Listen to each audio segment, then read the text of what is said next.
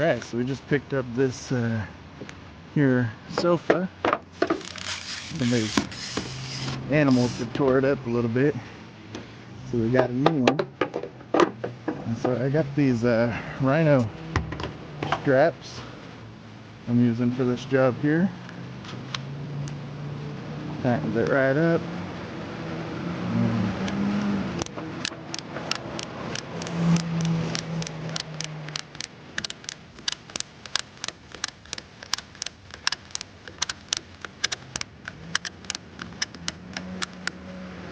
Alright, we gotta see that's not going anywhere. I think I'll get one more strap though, just across the top. Alright, so these just attach here.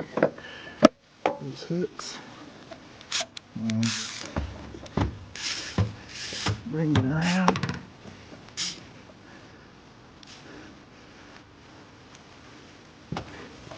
Attach it here. Like that, it's loose. But these Rhino straps are really cool. I saw them on TikTok. And so I went ahead and purchased them. And just make sure it's not gonna tangle up on us. Press that button and it cinches it right in. And then you just right there. Alright.